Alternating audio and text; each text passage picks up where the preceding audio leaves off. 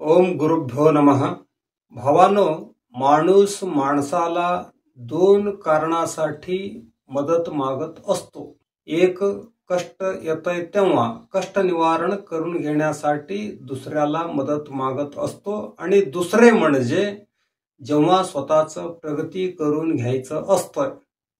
प्रगती करून घेण्यासाठी सुद्धा इतरांचं मदतीचं गरज असते। मदत मिळणे मात्र मदत करणाऱ्यावर अवलंबून असते।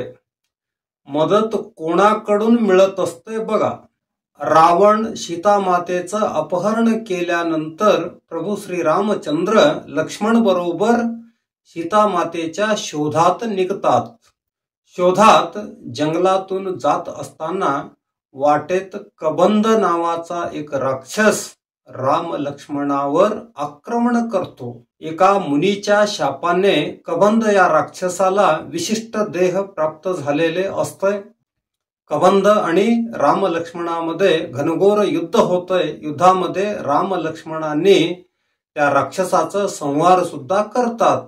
संहार झाल्यावर तो राक्षस होता ना, तो शापमुक्त होतो।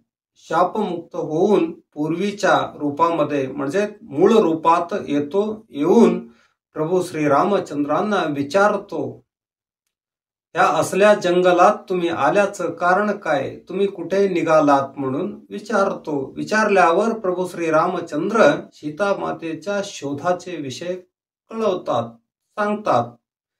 सांगितल्यावर कबंध काय म्हणतो बघा। कबंध सांगतो, तुम्ही ह्या कामासाठी सुग्रीवाचे मदत घेऊ शकता, कारण सुग्रीव सुद्धा तुमच्या सारखेच म्हणजे तुमचं जे कष्ट आहे ना, तेच कष्ट तो सुद्धा भोगत आहे। जो कष्टात आहे तोच दुसऱ्यांना मदत करतो, हेच नीती आहे। म्हणून तुम्ही सुग्रीवाचं मदत अवश्य घ्या। जो कष्टात नसतो तो मुळीच कोणालाही मदत करण्याचं मन करीत नाही, कारण कष्टाचं जे अनुभव असतंय त्याला नसतंय, म्हणून त्याचं मन होतच नाही। भावांनो, हे झाले कष्टाच्या संदर्भात। आणि प्रगतीचा संदर्भात तुम्ही जर विचारला तर माणूस कोणाला मदत मागत असतो?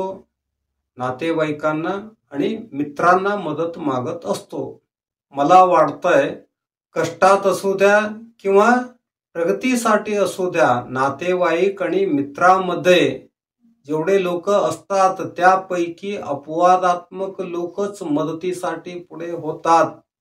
कारण मदत म्हणले की त्यांना मरण आल्यासारखं वाटतंय, ते मरतात पण मदत करत नाही। म्हणून सांगतो, मदत मागायचं असेल तर नातेवाईकांना बाजूला ठेवा।